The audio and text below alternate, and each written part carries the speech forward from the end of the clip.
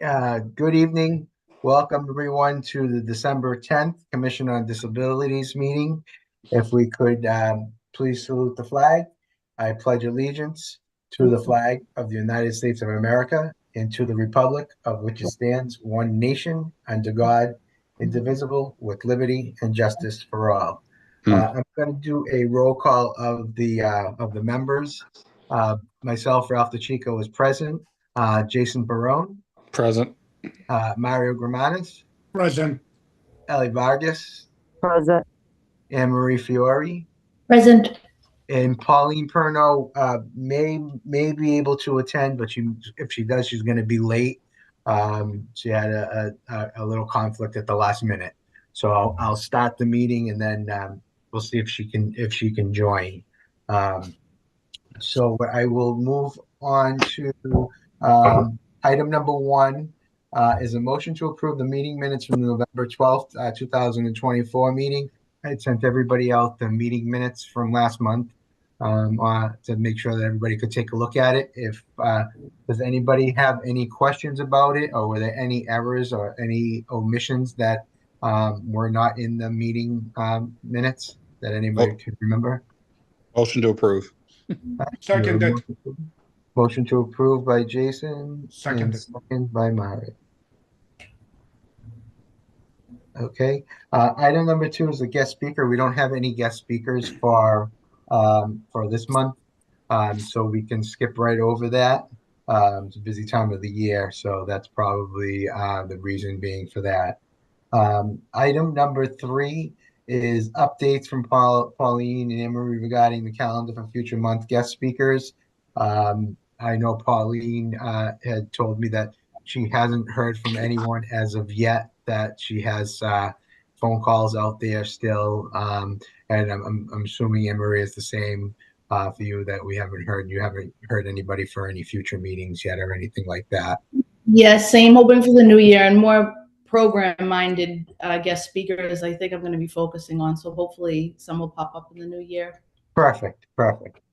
Okay, and the next item for updates was Pauline had created a draft letter because we had discussions about the conditions down, especially down at the boulevard, Revere Beach Boulevard, for crossing and whatnot.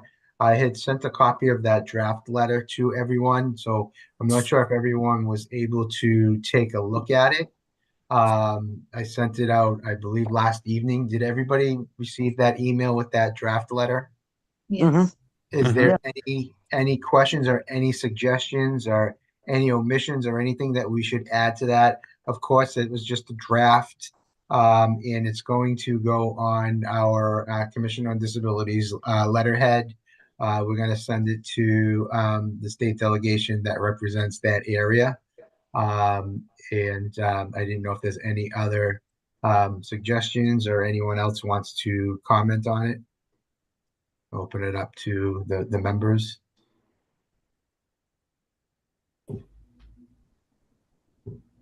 Anne-Marie?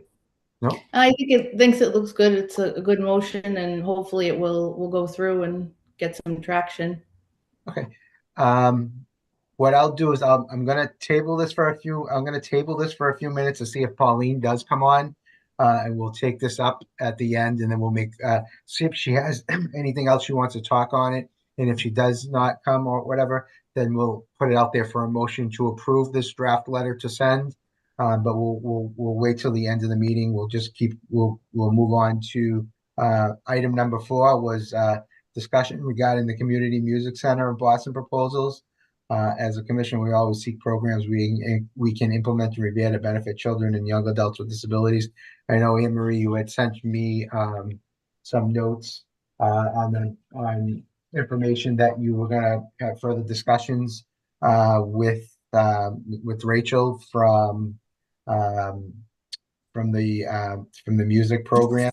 So I wanted to, do you want to discuss that, the email that you sent me, and any further information on that? I don't know if you have an email that if you have it written down, if you want to share it, or if you just wanted to talk on it. You have the capability of sharing your screen. I can talk on it. I had a conversation with Rachel yesterday, actually, so it was helpful. She gave me a lot of helpful information for next steps if we decide that it's something we want to move forward with. I think as we spoke about the last meeting, the idea of maybe doing the workshops first and then the classes afterwards, she suggested that that would probably be a good way to go, just to make an introduction to the families, to the community about what we're going to be doing. So we can choose. The great thing about all of it is that they're very flexible to tailor it to what we need, to what the community needs. So basically, what she suggested is anywhere from 1 to 3 workshops. They're about an hour each at the cost of $250 an hour for each workshop. So for example, one workshop would focus on like gross fine motor skills and how music therapy could help with that. Another one would be for pro-social behaviors, which she said she's getting, a lot of feedback from families that's something they would like to see work on and a need for. So it's really going to be tailored to what we feel like we need and the response that we get. So it could be anywhere from 1 to 3 workshops. The cost $250 per workshop. Okay. And it could be flexible times because I said, if this is going to be something that's focused toward families, parents, family members, caregivers, what would be the best time to do that? I don't know if that would be during a school day, if that would be on a weekend, if that would be on an evening. So that's something we would have to decide based on the response that we get, what we decide would be the best fit. Okay. Um, so the workshop is basically, what would the workshop involve? Just teaching them, did she say what the workshop would involve? Motor skills or? Yep. So they would have their staff come in and basically kind of give a breakdown of what the classes were going to consist of. So the classes going forward, what their children would be learning, what would be implemented. So for example, she gave one example would be working on gross fine motor skills through music therapy. Okay. Another one would be working on social emotional behaviors through music therapy. Okay. Another one could be pro-social behaviors through music therapy. So the workshops are three separate, different workshops. It's not the same workshop 3 different times. Exactly. So different topics for each workshop. Okay. Okay. And those are all in the workshops are in person, not virtual. So that was one point she gave. All of this could be telehealth, if that's something we decided would be a need. So it is an option. Okay. That's So I something don't know. we would want to discuss as a commission, what we think would work best. And Yes. Yeah. So, and that was also something that I forgot to ask actually was if, obviously if there are some people that can attend in person, but others that physically can't, is it something we can kind of like live can we do a stream? hybrid? Yeah, as a hybrid.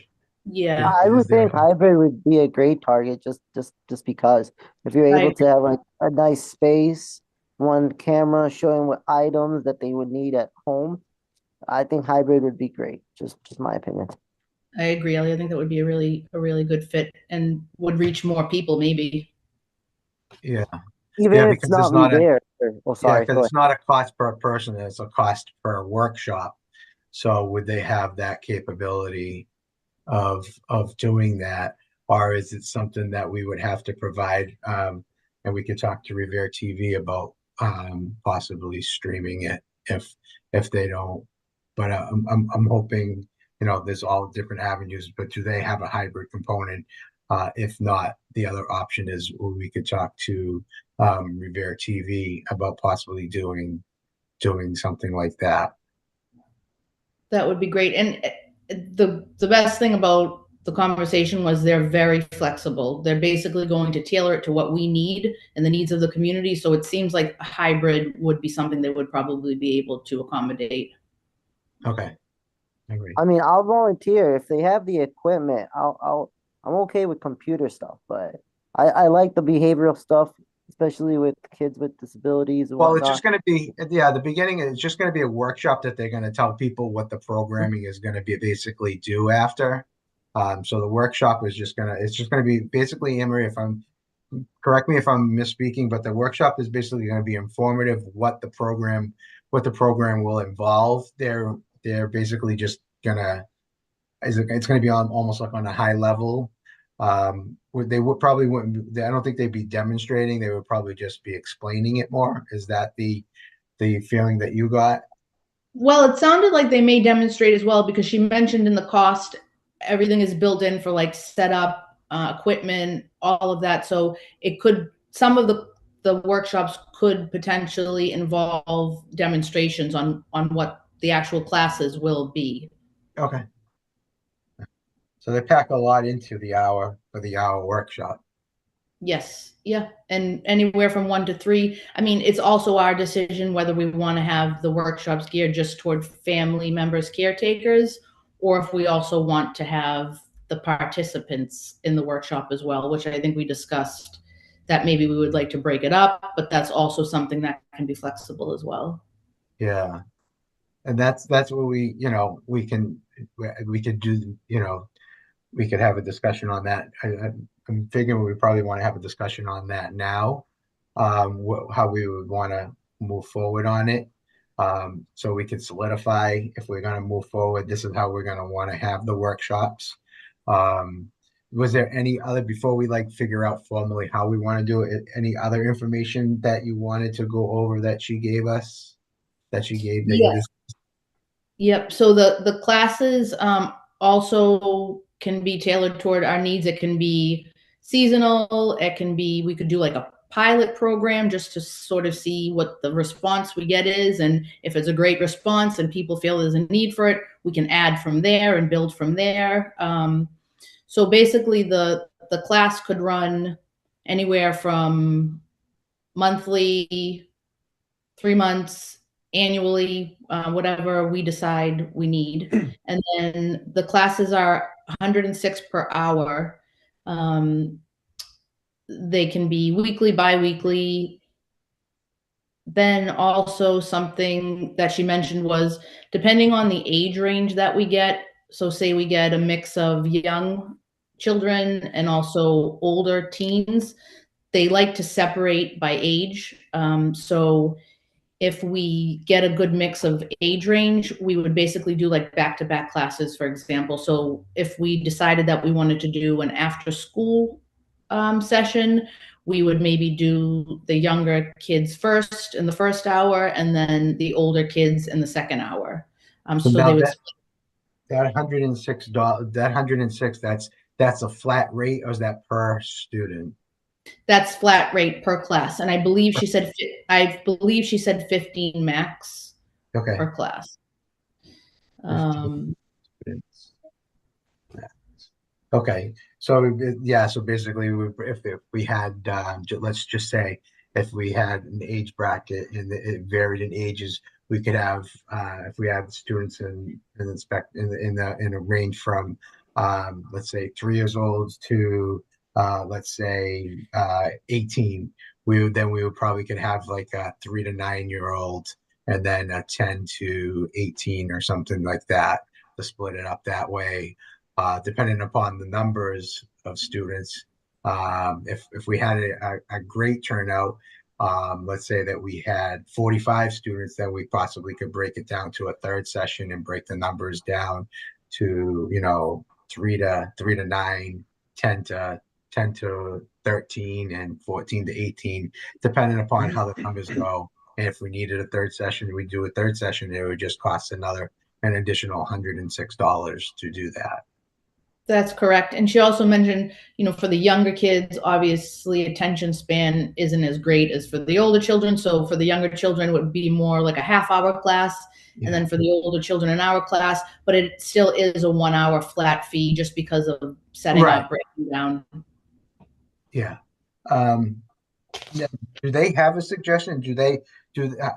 So the program it could be once a month, it could be weekly, it could be bi-weekly, and they don't have any suggestions on what is beneficial, or, oh, you I want mean, to split it, and then you can, if it goes good, you can just, how long, how far in advance do they know if you want to, add on if you say you want to start and do it by, on a weekly plan? Do they have any leeway that they need to know in advance? No, it didn't sound like it. It sounded like, if we say, she said they're already in Revere for another program on Tuesday. So she said, for example, if you picked a Tuesday after school and we did a couple of weeks, it sounded like that block would be open for us. So then we could add from there. Okay. So I 'Cause like I don't, said, yeah, I don't believe too much notice would be needed if we decided we wanted to start with just a few classes and then build from there. yeah, because like I said, I want to partner with the rec center and see what their availability is for space and resources. Mhm. And that would be able to let us know when we'd be able to have it. Because I don't know presently what they have for programs and where they have availability for us to go. But if we can have some type of a draft plan of what we want to try and do, um, I'm thinking that we and you can all tell me if we're wrong. I would definitely like to do the workshop first of all. That's a definite, to see what we get for engagement. At least the 2 workshops, possibly the 3 workshops. And I'm thinking that the workshops would probably, to make it more accommodating for everyone, possibly have the workshops on a Saturday, and see if the rec center has any availability or space for us to use at the Garfield Community Center. Um, the George V. Colella Community Center at the Garfield School, if there's any space for us to do it there. And I'm thinking that we would probably want to do it in 3 consecutive Saturdays in a row. See what we get and see if we get people that are gonna sign up for it. And then after the 3 weeks, give it a couple of week hiatus and then start the program. This way, we'll give it a couple of weeks for people to think about wanting to sign up for it and join and see what we get for inquiries in age brackets, to see what we would need for classes and be able to work with the rec center to see what's available for space and time, to do it that way. I don't know if that sounds like a reasonable idea of how to try and put this together. I think that sounds like a great idea. And that was my initial thought. After school can be tough for families. During the day, does that really work? So my initial thought was the weekend as well. And Rachel had mentioned that they usually don't do most of their work during the week, but maybe for something like a workshop, potentially we could get it on a weekend. So it's something we can try for. Absolutely. Yeah, yeah, because then I think the community center is open during the week at night, for availability. I know during the week for the programming, it's going to be tough to do the programming to try and get space, but that's something that we have to work out. We have to try and see about what we have for participation, see what's available, what we need for space wise. They didn't give us any requirements for the type of space or size of a space that they would need. No requirements for space. The only requirement given was that there be one other adult present. Okay. That's not like a child participant, just one other adult present. Okay. All right. Would you be able to write up a high level plan of everything that we discussed right now? Like what we're looking to do, we're looking to try and do 3 workshops, possibly on a Saturday. I'm trying to get something so that I can present to the rec center, Revere Parks and Recs, formally, to discuss what we're trying to do. There's going to be, no cost for them. This is something that we're going to pay for through the Commission on Disabilities, but we would just need to partner with them for the space, and possibly if it is at the Colella Community Center, I know that they do have staffing there, so possibly if they would have a person there, that would be the adult body or the body that's there to assist with it. Absolutely. And I think also, if I'm not mistaken, by adult, she also just meant like maybe a parent. Okay. So I don't think that it necessarily has to be somebody formal on site, maybe just another adult like a parent, but that's something I can obviously confirm. Yeah. Okay. Okay. Anything that else that you wanted to discuss, or anything that I may have missed, or anybody else want to talk on anything else? But I'll let you finish up, and then we'll open it up to the other commission members. Sure. I think the only other thing that I have is thinking about kind of an outreach plan, how we're going to get this out to let the community know that it's happening, and reach the members of the community that it would be beneficial to. So maybe I was thinking if we could reach out to, and I don't know if this is something we can do, if we can reach out to the schools Yeah, to see. this would be that's why I really want to partner with the rec center, Mhm. because it would be a program. It would be a program. It would be through them, by us, through with them as a partner, and we would rely on them to help us promote it and add it as a program through the rec center in conjunction with the Commission on Disabilities. So they have their Facebook. They Mhm. have their recreation calendars that they have. They have their programming booklets. So if this is something that we'd be able to do and sustain after, this could be part of one of their programs that they would be able to offer. So that's why I think it would be a great partnership with the rec center, and it'd be a win-win for them, because it's also bringing programs in for children and young adults with disabilities, in helping bring that to the rec center in the city of Revere, as a new avenue in new programming for those individuals in Revere. That would be great. And Rachel, the last point is just Rachel mentioned that they could create something for us, maybe something in the form of like a survey, just to send out to families to see if there's something that they would like, or maybe this is even something they could include in the workshop, a survey of something that they would like to see in the classes that they think would be helpful or beneficial. So that's something she can create for us for outreach for the workshop. So that was something else that I thought would be helpful. Yeah, definitely, definitely. Um, all right. Any other members have anything else they want to add to this? Any questions, ideas, suggestions? I like the idea. That's my two inputs. Yeah. Okay. And Anne Marie, do you need any help at all on this? Do you want to? Do you want? Would you? I'm gonna I'm gonna use Ellie and see if Ellie would like to help you on this if you want the help. Mhm. Yeah, of course. If there's anything you think of, Ellie, I would love the help. Absolutely. So maybe we can collaborate and try to get this going. Awesome. Thank Yeah. you. Because that's what, once we have something written down and formal, then we can present it to Revere Parks and Recs. Because I've already talked to them a little bit about it. Like I said, they're trying to put together another type of a program too. The more programming we can get, the beneficial it is for children and young adults with disabilities and all abilities in the city of Revere.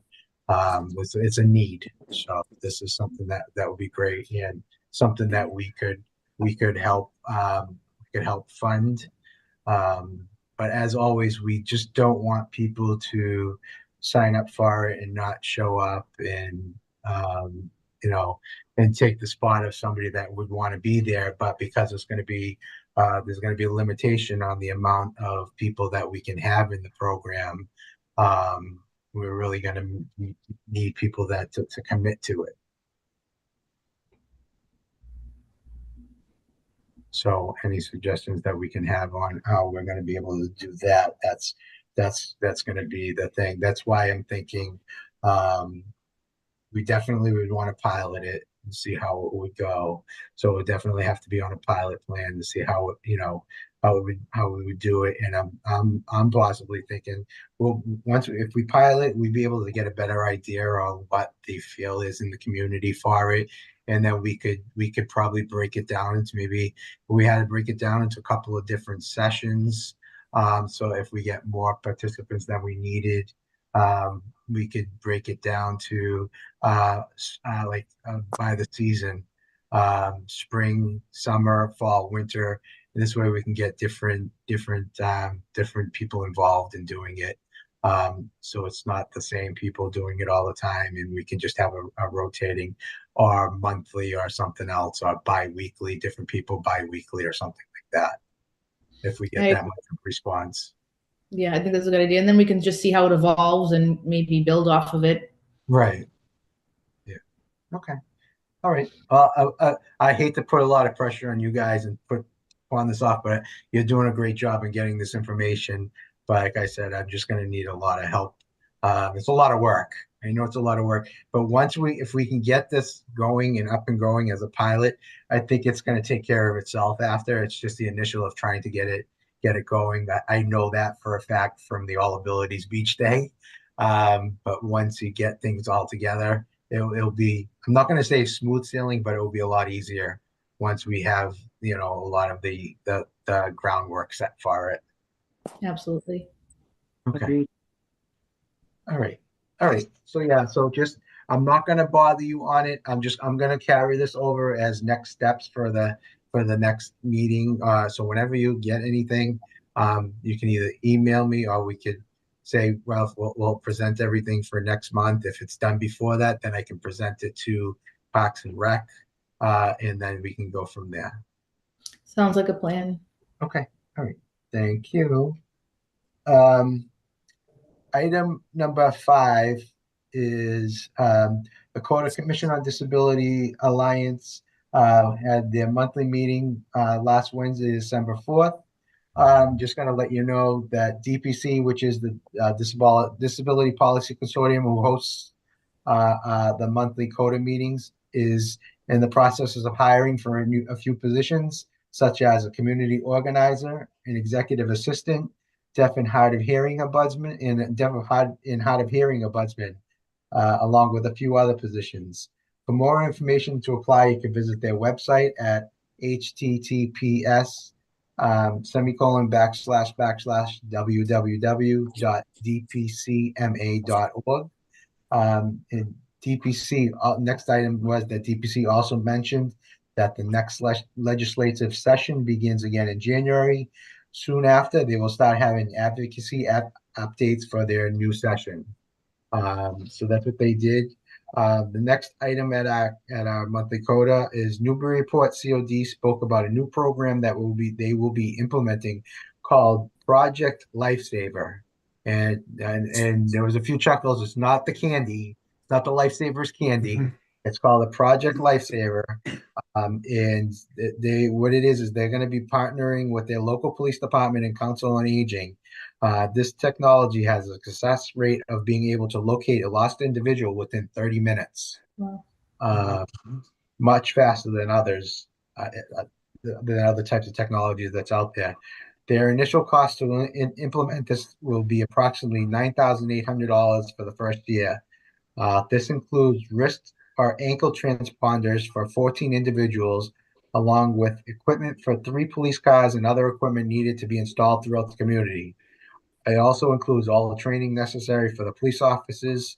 And for more information on this technology, can be found at the website https semicolon backslash projectlifesaver.org. It's almost like that it's not the low jack for cars, but there's a low jack that's out there for children with autism on the spectrum. It's pretty similar to that, but this has a much quicker success turnaround rate. So Newburyport is going to be implementing it, their COD, and their COD is paying it. So this is something that um, they'll get back to our monthly meetings and let us know how it's going. If anybody wanted to take a look at it, unfortunately, the downside about it is they can only pay for 14 individuals in their community because of the expense. But the main part of it is the technology is expensive on the back end. I believe they said for each additional person to get a transponder, a wrist transponder, or an ankle, I think it was approximately um, I don't want to misquote, but I think it was a couple $100. So they're looking at other grants to do that, but families can pay for that themselves. The most expense is the back end that they're paying to have all the equipment in the community, the police officers to be trained. So that wouldn't be a cost for the families if they wanted to get the transponder himself for themselves, and then they probably could be added to the town system. So that's something that they're looking into also. But like I said, they're limited right now to being able to offer to 14 individuals in their town. Um, the next item at the meeting is various CODs discussed construction-related issues causing accessible route problems for pedestrians. We know about that when they're doing construction, especially when they're doing sidewalk work. They don't block it off. They don't make temporary sidewalks, and that's been causing a lot of problems with various cities and towns. Revere seems to have a pretty good beat on it. The only issue sometimes I believe they have is when it's a state highway or a state road and you have the state agencies involved that the cities and towns really don't have oversight. So I know cities and towns are trying to work on trying to get that corrected. But there's a lot of discussion on MBTA or different agencies that are doing work in different communities and not doing the proper things that they need to do. If a sidewalk is going to be shut down for a number of times or a day or two, they need to be able to provide a way to. You can't just be able to put caution tape up because a person who is visually impaired is not going to know that there's caution tape there and where to go. So there has to be something other than that to let them know and have ramps to getting down to get to a temporary sidewalk beside it with barriers and not just caution tape to say that this is the accessible way to go. It really needs to be barried off as a point of information, like they've done down on Ocean Ave. They made a temporary sidewalk and it's all Jersey barriers as a walkway where the sidewalks are closed. That's the proper way to make a temporary sidewalk. You don't do it with caution tape or with cones. You have to make it a permanent structure to close it off so nothing can get in or get out and cause any injuries for anyone. Um, Item number 6 is any commission members late items or any information that they wanted to add that was not on the agenda.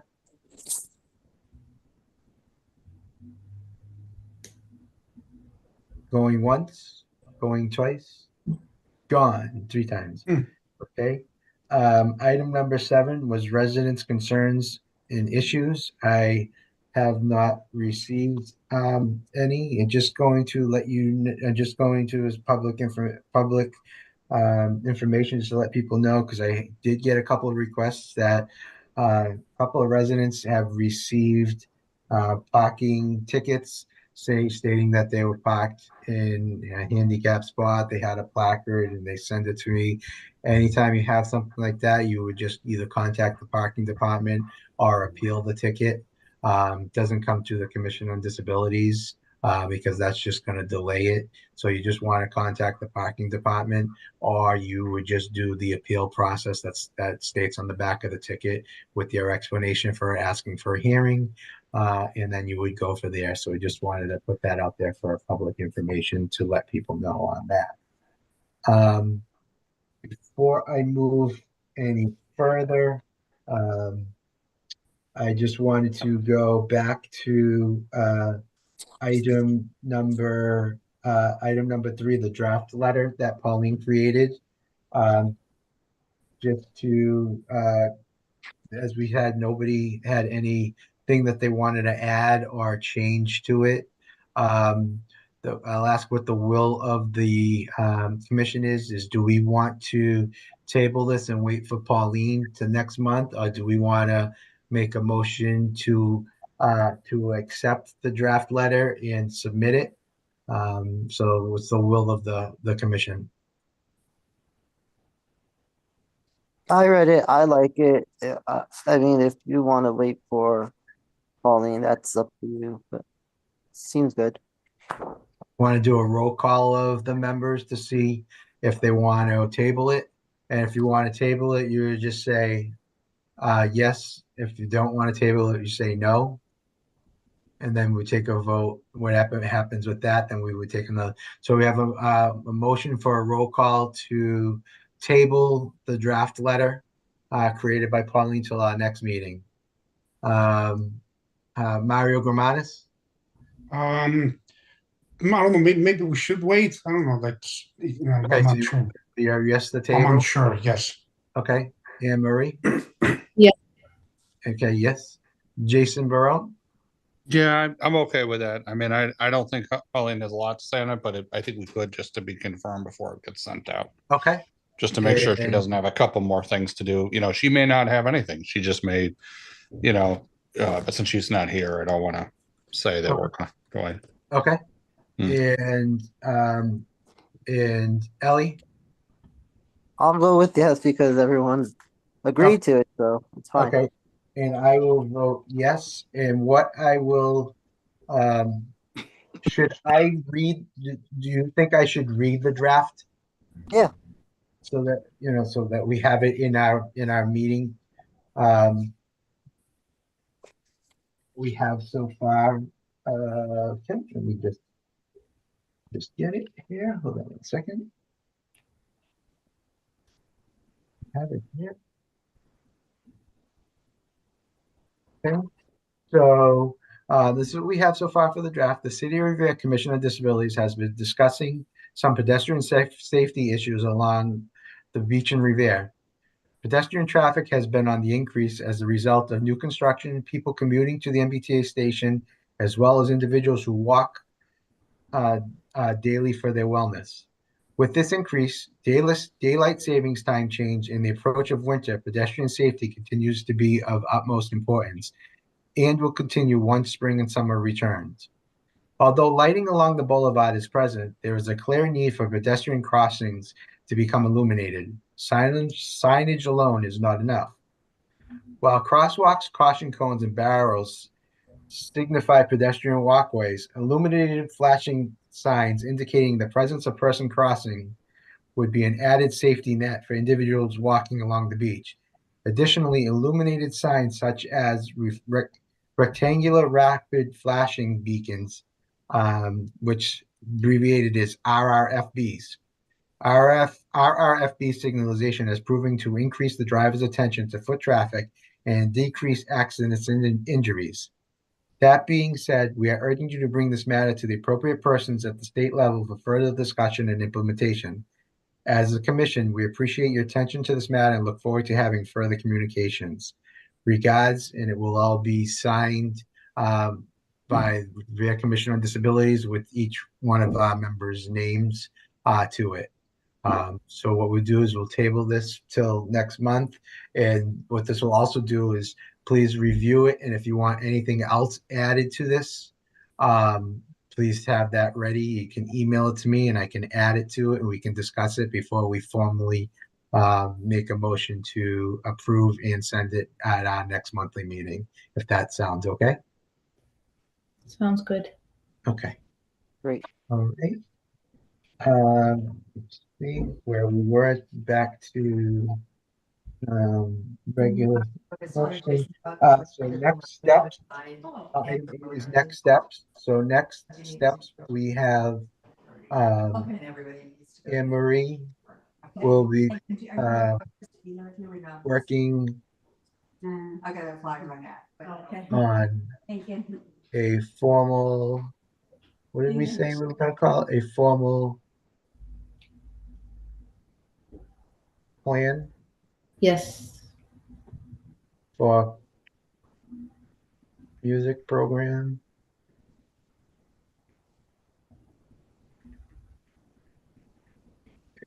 which includes preliminary workshops.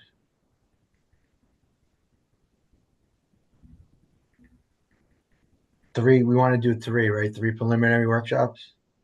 Yes, 2 or 3. And so that we could present and then the regular programming so that we could present a formal letter to the Revere Recreation to let them know what we're looking to do, time-wise suggestions, things of that nature, to see what's available for space. And because we want to partner with them. So I'm going to say we want to be able to present to Revere Parks and Rec.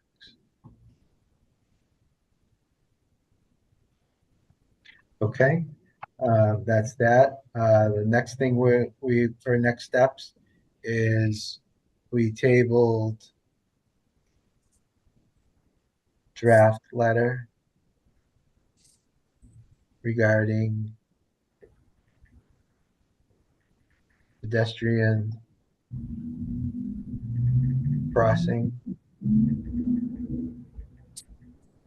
at Revere Beach and surrounding area.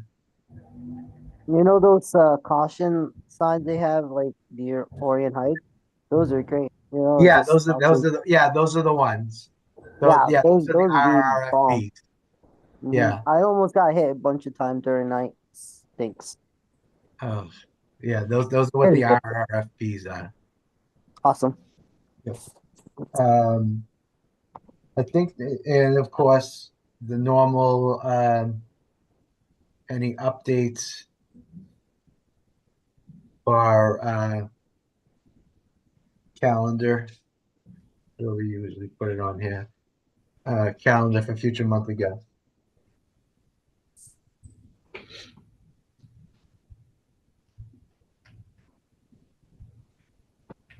Okay. All right.